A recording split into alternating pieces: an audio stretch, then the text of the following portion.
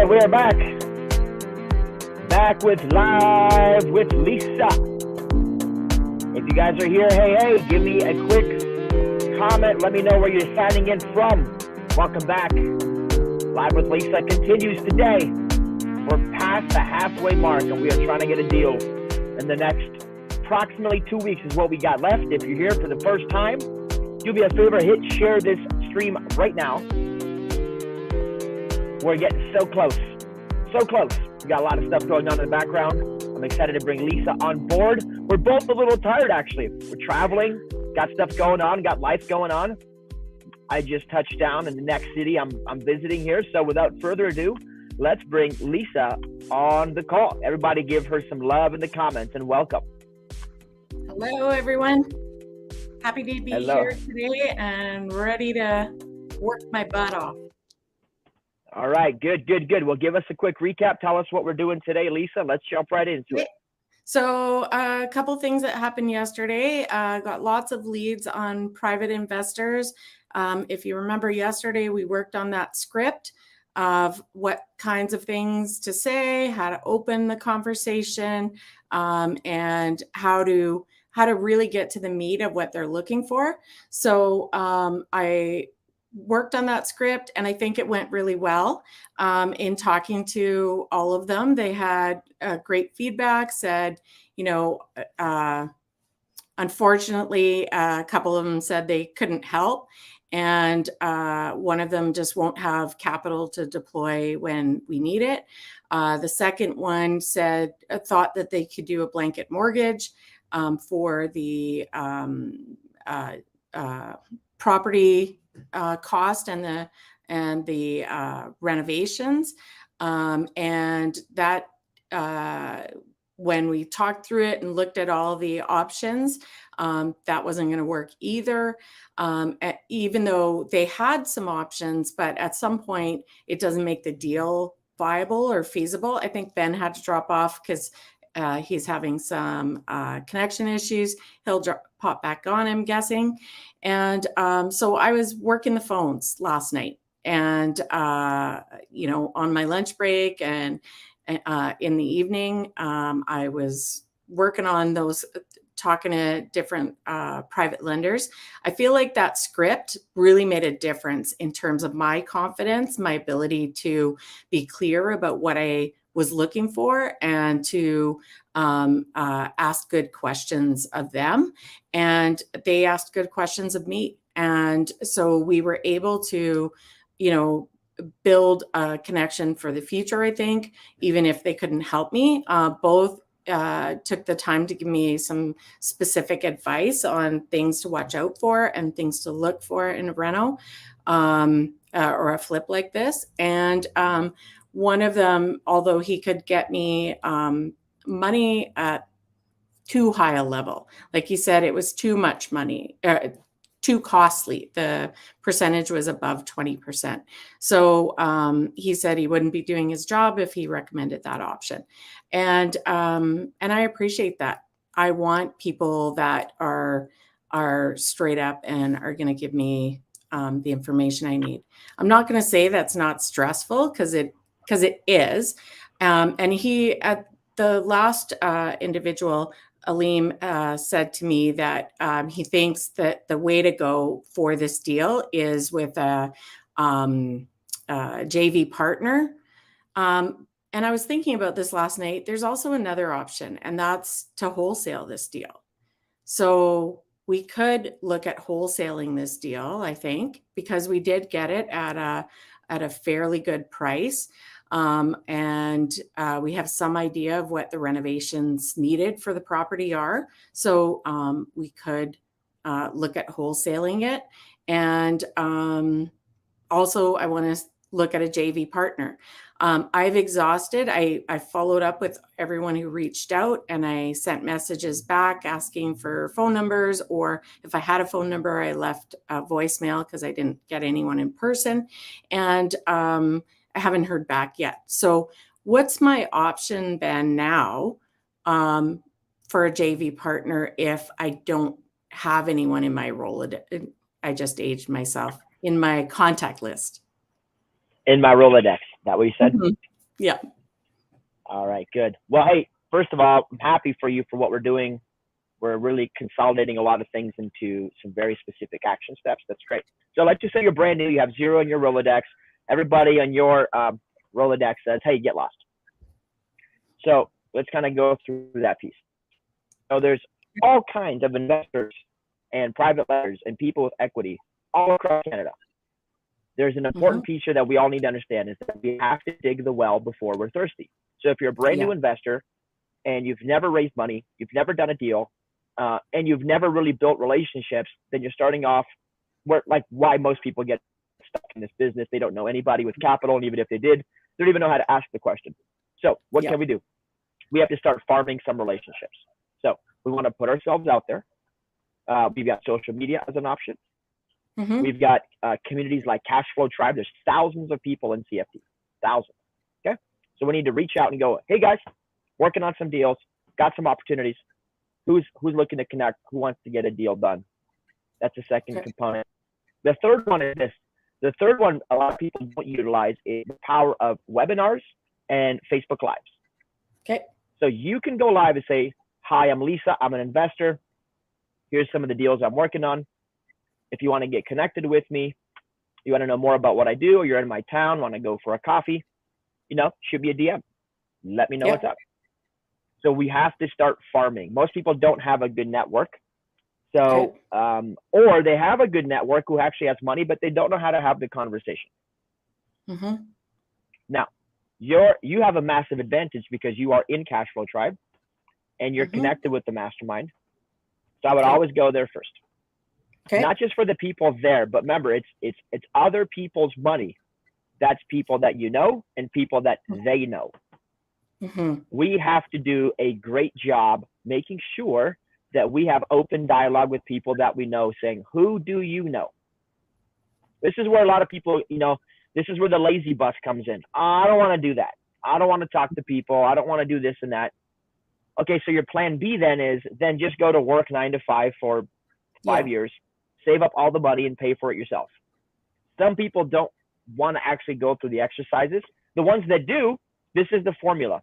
The formula is you start with the list. I want you to take a list of 50 people that you know that probably have access to money. And the people who also, that they may know people have access to capital. Now you're saying, well, what's access to capital? Let me clarify real quick. Two kinds of investors in my mind. Two kinds of, let's just say, money lending partners that are private individuals. You have the accredited and the non-accredited. Here's the difference. Accredited investors typically have a 1.1 or higher $1 million net worth outside of their real estate, their primary residence. And they have a household income of $300,000, $350,000 a year or more. Those are accredited investors. Those are people who, for them to do a 50K deal or 100K deal, they're already sophisticated enough in the eyes of the government and the eyes where they can go ahead and just do deals. They have the capital and resources. Then you have the non-accredited. Non-accredited is everybody below that level. So the first question I say with people is, how do I raise money? Well, number one, it's way faster and more simple if you can just get to accredited investors. Now, if you say, well, I don't know any accredited people. I only know non-accredited investors. This is where we have to get smart, and this is where we have to start digging the well. This is where we have to start finding access to people who are accredited. This is kind of how this, like, mortgage brokers work. Mortgage brokers, they will have access to what we call B lenders. We talked about that last time. Have access to private. We call them wealthy individuals. They're just accredited people, right? So that's the gap. That's what you're paying a broker thousands of dollars for, is because they have access to people that are accredited. Your job is to gain access. Find those people. So I would instantly, so you're going live every day. That's a great start. I would ask your community to go, hey guys, who do you know? Step one, who do you know? Now, for you to do that though, we got to be really clear on something. You have to know what you are talking about, what you're presenting. If you have a deal on the table, you've got to have a very clear articulation of that deal so that people can invest with you. If you're bumbling through it and you don't actually know what you're saying, that's a big problem. So sales and then lead generation. Cool. Now, tell me this. How much do you need and what's the deadline? Let's get to the matter. 422.5 and 200K. And the deadline is August 31st. Okay, cool. And then remember, we have our 4 different options here for how you can pull capital. We talked about those different choices. So out of those 4, can you give me some feedback and KPIs and what have we done and where are we with those 4 options? Yep. So I looked at taking a second mortgage on the property in BC, but because of the current mortgage rules, what they said was after fees and everything, I would only net about $900 or $90,000 because of the 65% rule. So that's what they were Okay, able so let's kind of go back to that real quick here. I'm going to pull up our little tab here. Okay, get everybody on the same page. Guys, can you hear us okay? Hey, guys, give me some thumbs up if you can hear Lisa. Okay, everything is kosher over there, so we can jump into this data point here together. So you have a property, Yep. right? Let's kind of recap here real quick. So you have a property with how much equity? About 250, yeah? Yep. Okay, cool. Now, somebody told you something. Who is this somebody? First, the very first question when people say people told me is who exactly, and are they an expert? So this was a mortgage broker / private investor. Okay, so one mortgage broker. Yeah. Told you what exactly? That they calculated it and there's not enough equity based on the 65% rule that's out there. So basically I would net out after fees and everything about 90 to 92K.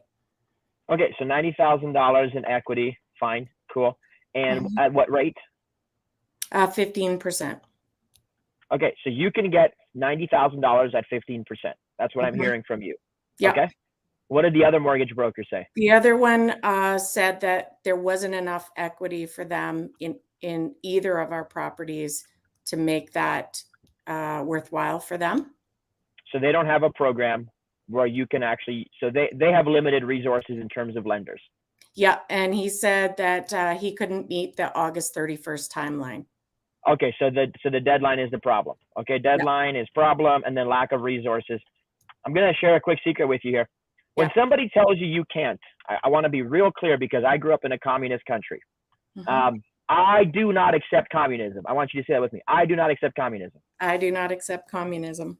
Okay, here's how we do not accept communism. We trust, but we verify. Okay, so I love that you have 2 mortgage brokers. You need a 3rd. This is what I want you to realize. Another one. Okay, hit me with number 3. What's he saying or she?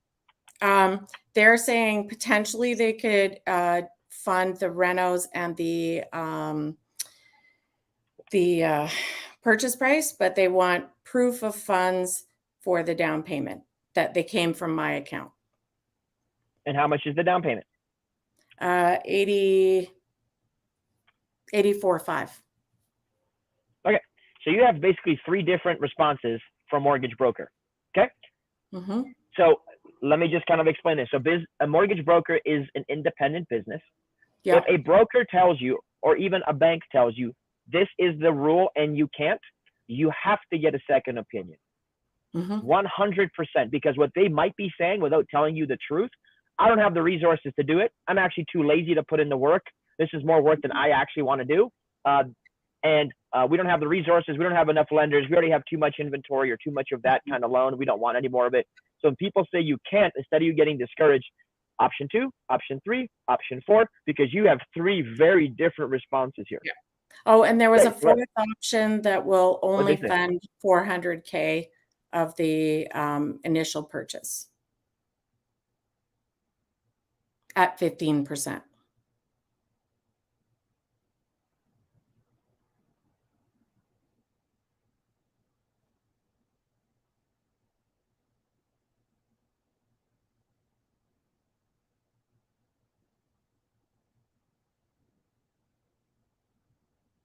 I think we might have lost Ben again.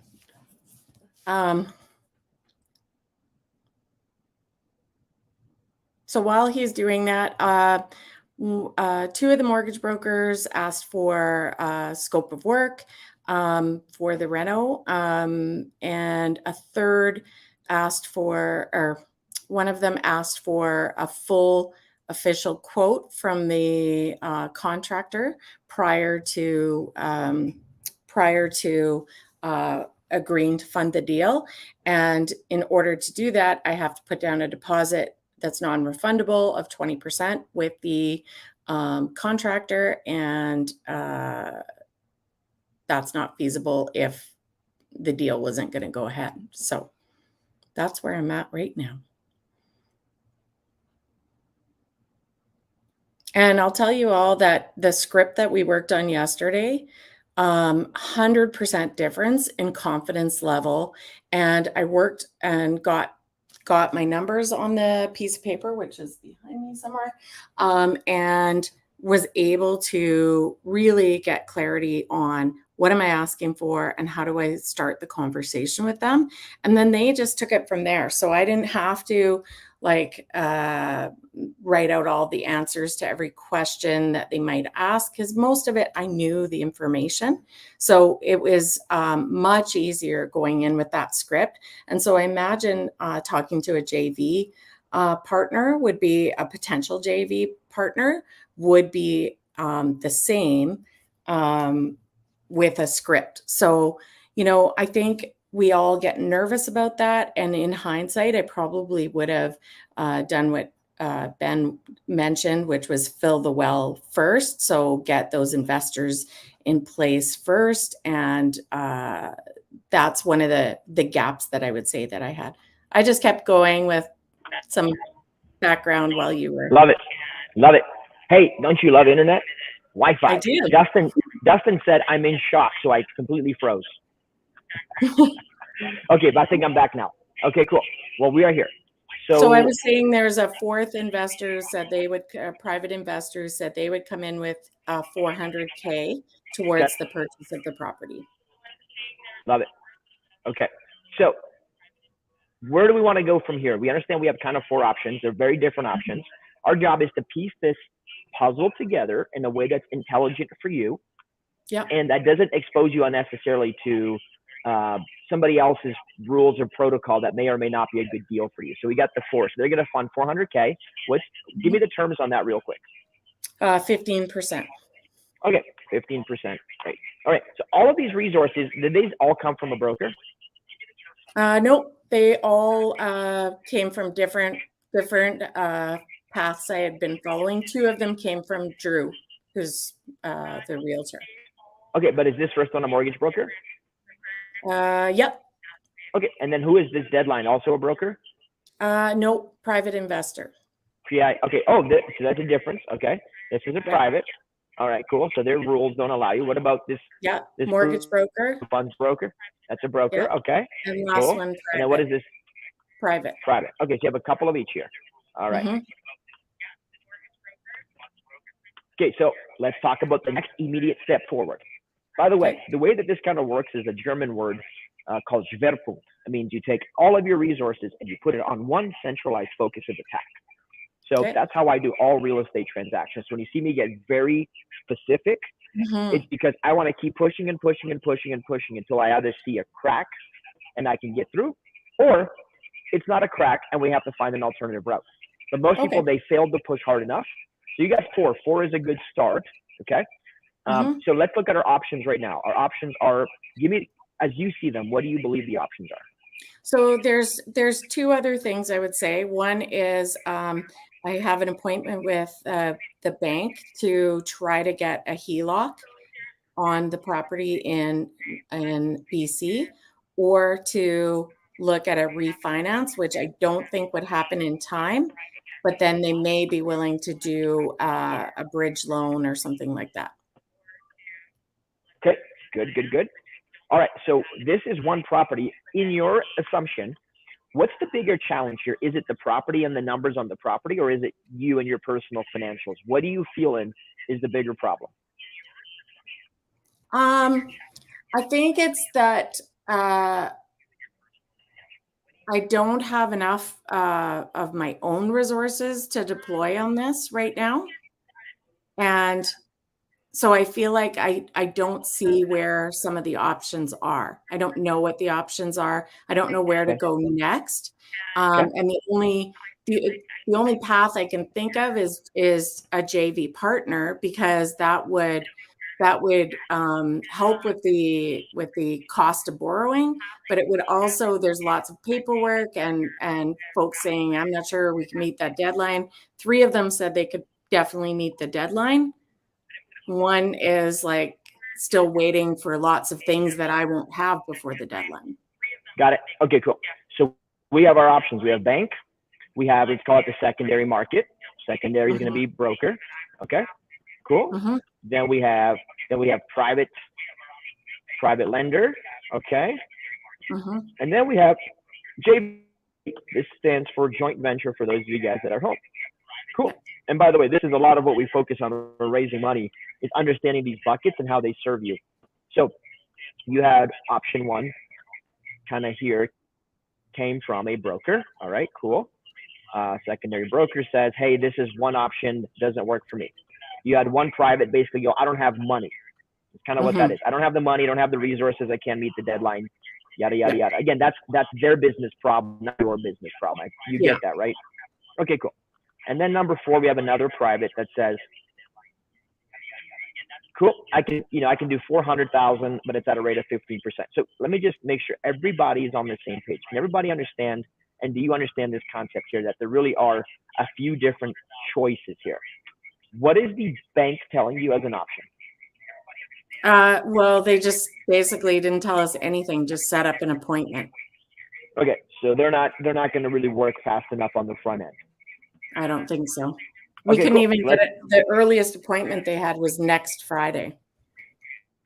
And this is why private lenders exist, right? This is exactly why private lenders exist and people do deals off market and raise millions of dollars in capital, is because the one product that most people rely on, which is the bank, cannot work fast enough or intelligently enough to serve us, right? They only work in their box, their protocol, their whatever. This is why most of the time on the front end, the bank is not a good choice. Now, we have two broker responses. We got to look at everything at face value, unemotional. We have one person that says you can have $90,000 bucks. Correct? So give me the terms of that. It's 15%. I get that. But what does that look like? So you have to purchase this property. Oh, this is a refinance of your existing deal?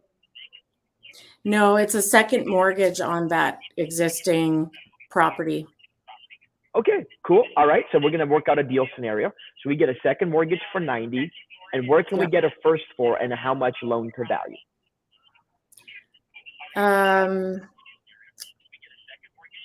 Loan to value would be, it would be a 20% down, 80% loan to value. Okay, so that's one option. And that's from a different mortgage broker. Cool. So here's what we need to figure out, okay? On this lender right here, I need to know what are the exact requirements for you to get this money. This is deal scenario one. Okay. So even though he said I could do it, he was concerned about some BC requirements and whether they could do it, do that second mortgage when I need it. And he said, and it's not going to be enough. Yeah, I get that. But again, I want to get very clear here. So he's willing to give a second mortgage for 90,000 bucks at 15%. Okay. When does that mortgage register? Right afterwards or at the same time? I didn't know to ask the question, and he didn't. I don't think he said. I can follow up and ask him. Definitely. We probably have on every deal, just so you know, most mortgage brokers are not creative finance specialists. Most lenders also are not creative finance specialists. In fact, most people are just not creative anything. They have a small little box. They answer the questions that come in the little box. And most people, frankly, don't want to think. So our job is to do the thinking. That's why we get paid. We get to build amazing real estate equity in these deals and long-term wealth generation because we're willing to think and solve problems that are not extremely obvious. Does that make sense? That's the value of mentorship, is that we have to push on these. So the questions we need to ask is, when does it register? Number one. What are the restrictions? Your personal restrictions. Don't not assumptions about. I don't know if they would want to put use my principal residence as well for as a lien. Or whatever you call it. Security. Principal lien. Okay, cool. And how much equity is in your principal residence, roughly? About 150K. Cool. So they're going to give you basically, let's call it 90 against 150. And they're going to give you a second. And so they're basically going to what's called cross collateralize. They will give you a second over here, but they will hold equity in the other one hostage at the same time, just in case you don't pay. What this does is this lowers their risk a lot. So just to be clear, they are not doing you any favors. Yeah. they should be thanking you for allowing them to do this kind of deal. It actually benefits them more than it benefits you, because now you have 150, which is now going to be encumbered as a second or a lien position on your primaries, and you're going to have a second actual registered mortgage on this subject property, which also creates an encumbrance, which means that they're going to lock up, let's call it 150 plus 90, approximately $240,000 or $280,000. Is that right? $240,000 is how much they're going to encumber across two properties for them giving you a 90K loan. So think of it almost like this. They're giving you 50 cents on the dollar of the present equity that you have. Yeah. So when I explain it to you that way, how do you feel? I don't like it. Okay. But it's not that scary though, is it? It just sounds like, what's that? It's no longer scary for you because you understand the scenario better. Yeah. It's not scary because I believe that we could get this flipped and done and do it well. What I am concerned about is the cost of that. Oh, and I probably lost Ben again.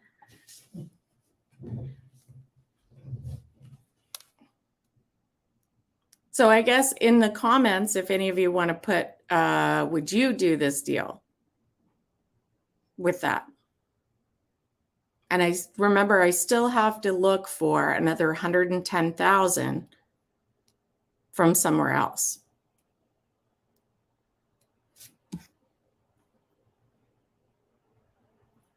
I think Ben's asking me, what about the cost of the deal?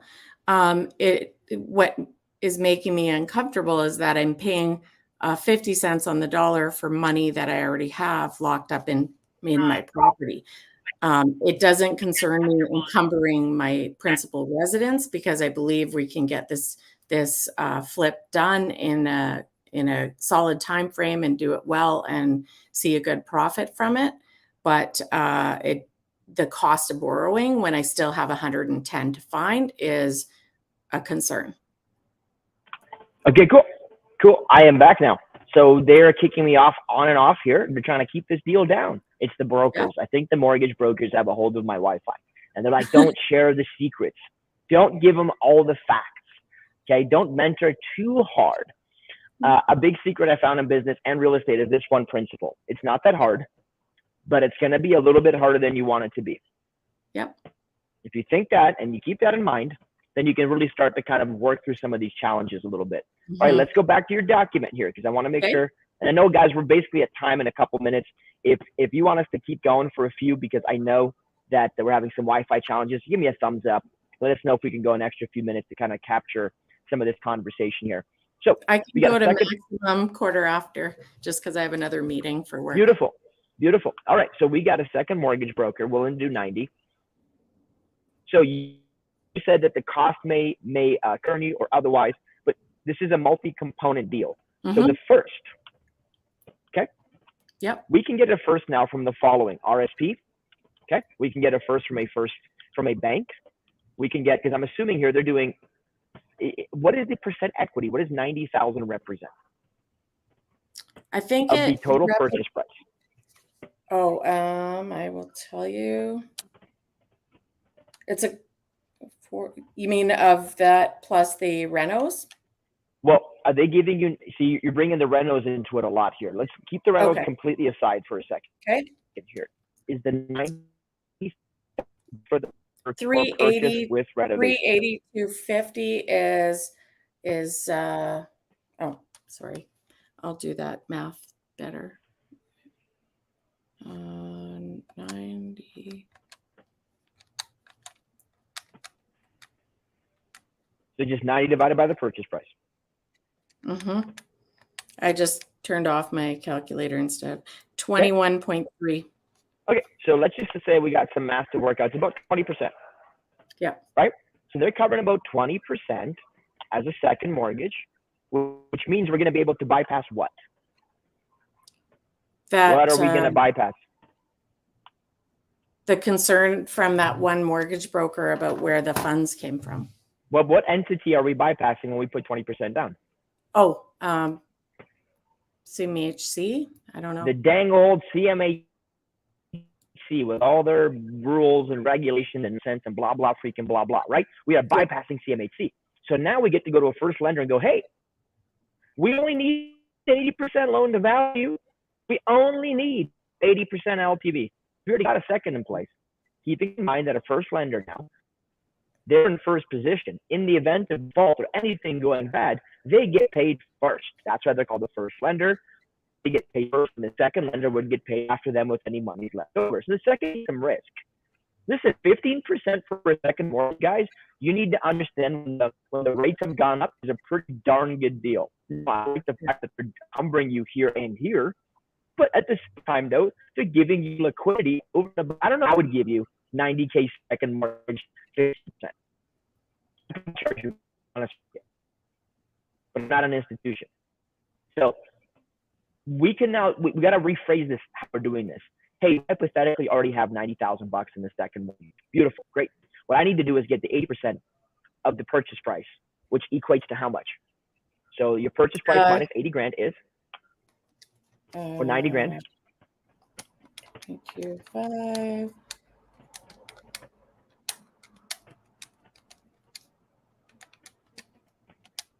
$332,500. When I'm not on camera, I can do the math in my head. That's actually what we need. We go to a RSP, we go to a bank, we can go to another broker. See, what we're actually doing is you are actually putting your own deal together. You're broker. Oh, so when then you're willing to broker your own deal for yourself, and you're willing to go and source your own first. Yeah. And then that way you close on the deal, and then you have the opportunity to go back and figure out your who's going to pay for everything else. Yeah. So our job is to close the deal and have a reasonable awareness about the renovation component. When you're a brand new flipper in this space, you might say to yourself, well, I'm so concerned about the renovation that I have to raise all the money at the beginning or no deal. And then what we do is we take all the numbers and we push them into one almost impossible scenario. Somebody has to give me the first and the second and the reno and the down payment and the closing cost and the deposit. Otherwise, I won't do it. Well, you're never going to do it. Never going to happen. Yeah. Your job is to divide these ingredients. It's to unmix this soup and get the separate ingredients and start going, which ingredient can I fit into what slot? I got a second already. That's a celebration. That's not a negative. 90K sounds pretty good. Now I need 332.5. You feel me? Okay. If the deal actually has enough lift, meaning if the deal can actually be renovated and sold for a profit, finding the rehab cost isn't that difficult. As long as you're very confident in your numbers. If you're not confident in the data, though, that's where we start to get really hesitant. And what we're looking to do is we're looking for cash today to make us feel better, but there's no more guarantees that if you found the cash today versus finding the cash after you close, that you're going to make a profit on this flip. Yeah. Okay. There's also one other element here. So remember we talked about the horizontal approach? So we have a deal under contract. We have a deal. Let's just look at this real quick. I'm going to give you some advice here before we wrap up the call. So you have a deal and we're buying this. Remind everybody, what are we buying this deal for? $422,500. Okay. And what is it worth? What is it realistically worth in fair market value? $474 is what the majority of similar properties are going for in that neighborhood. $474. Okay. Good. So how much equity do we have? We have 74. We have 52 in equity. 52. Okay. We have 52K. Cool. That's what we gonna have 25, yeah? Yeah. Yeah. Beautiful. Okay, so let's do this. So 52.5, and I know we only have a couple minutes left. So number one, we could take this deal right now and we could go, who would like to buy this deal from me? I have it under contract. I have it at $422.5. I'd be willing to let it go at some number that's a discount. Yeah. So what I like as a rule of thumb here, we look at the property here, we can literally call other flippers in your town and say, hey, what is the discount rate? At what discount rate is it a good deal right now? Are you buying today? Now, they change based on what the market does.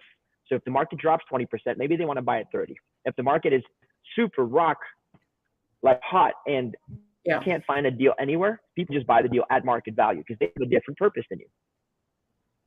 So here's what I want you to do. I want you to we need to find 3 flippers and ask them what a good discount rate is. Okay. Okay. Option 2. If we take the deal down, we can do what's called the wholesale. And we basically just mean we just add it to MLS. We don't do anything. If anything, we cut the grass, give it a quick clean. We don't do we literally throw it on the MLS, because if it's worth $474,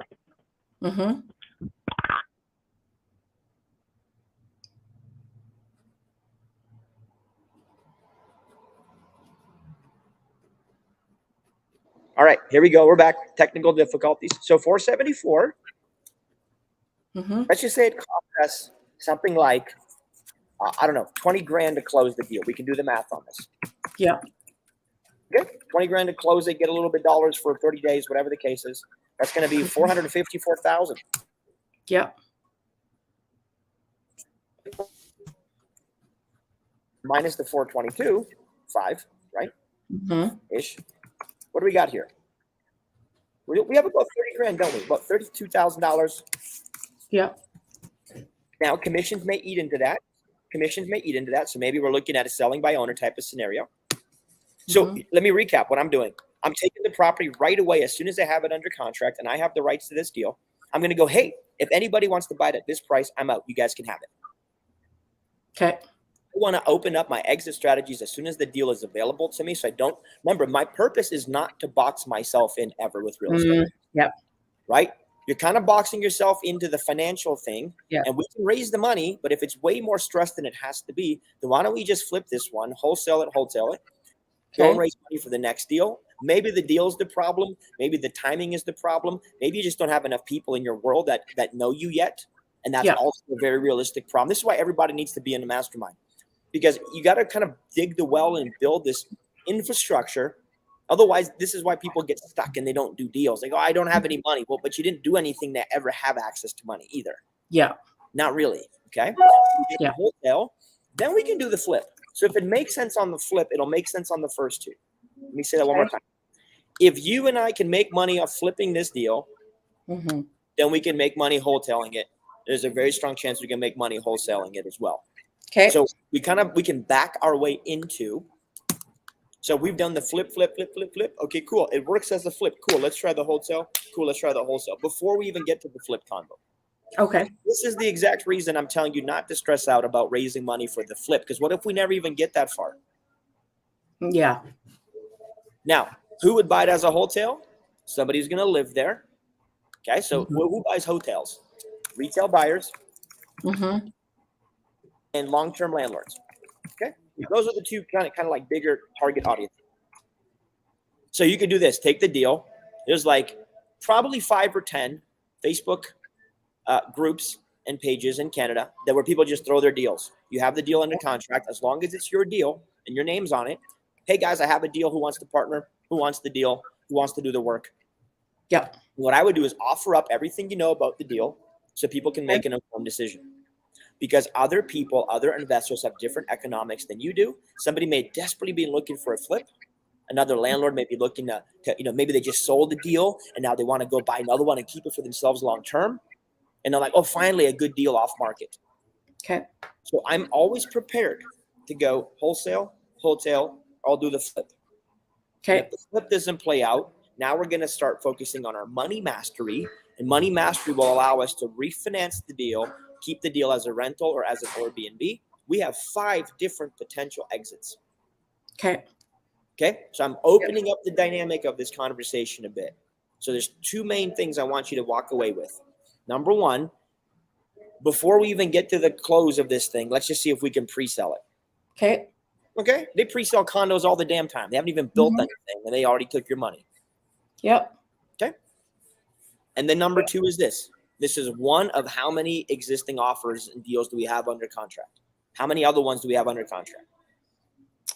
I have one other one, but that's it. Okay. So remember, we need to get, how many do we need to get under contract to fit our ratio? 10. We got to get 10. So we can go ahead and get 5. Well, we got to make 10 solid offers. Okay. That we can attempt to go ahead and get 5 under contract. Okay. Yeah. And we can close one. So I'll work the numbers backwards. So if I only have one deal that's under contract, that probably haven't made offers on at least 10, have I? No. Okay. So what I would do is this. I want to open up your world a bit. If a deal becomes way too much work, you may decide the return on time doesn't justify keeping this as a long-term flip. Okay. This is my very last lesson, and then we're shutting it down for the day. Okay. A lot of people will do a flip that takes 6 months, and then they'll make 20 grand. And if I actually broke down the hourly rate, they made like $20 an hour doing a flip. That's a horrendous return on time.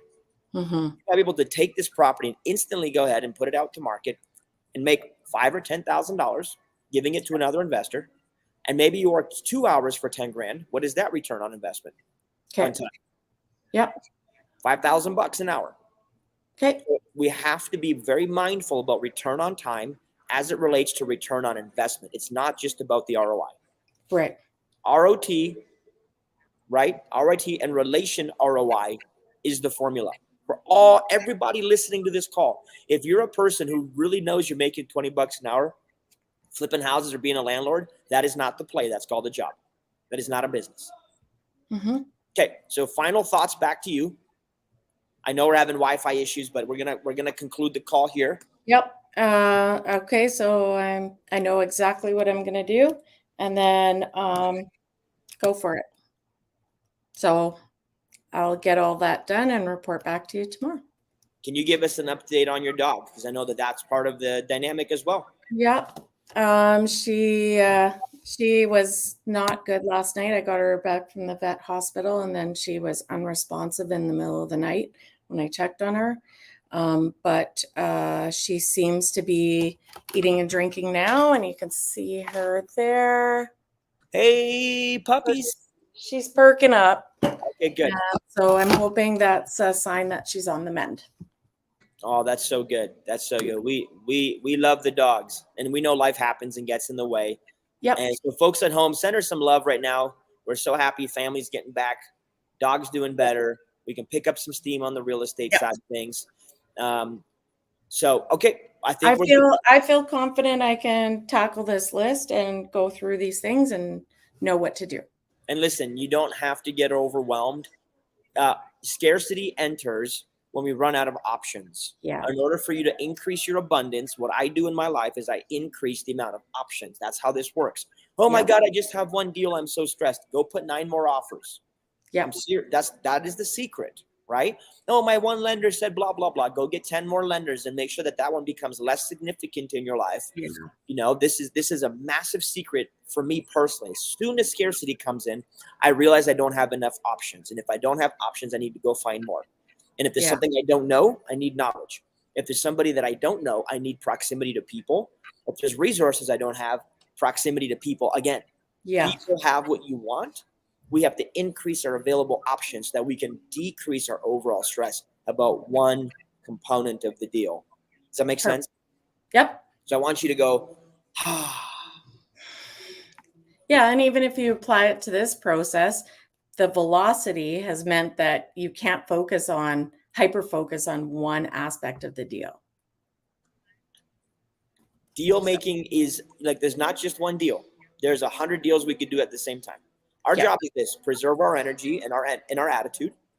And our job is to make sure that we're hitting these key performance indicators. If we need 10, we got to hit 10. Okay. If we got to get the 5 under contract, get the 5 under contract. Because then the other thing is now we make them compete.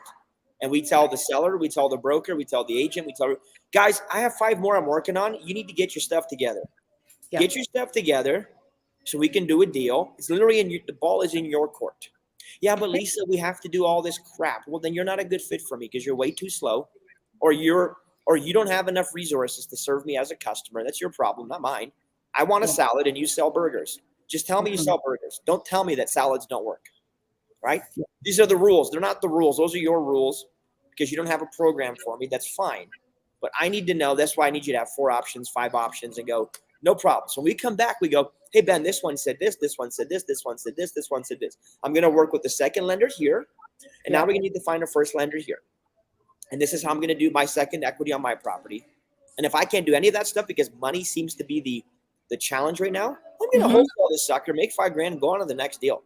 Yeah. Let's go find a better deal where the financing isn't as complicated or difficult for. Okay. Remember, we're digging the well here, sister. So we're Yep. kind of jumping in the deep end, and I threw you the life raft at the same time. Yep. This is why people don't get over this like newbie hurdle.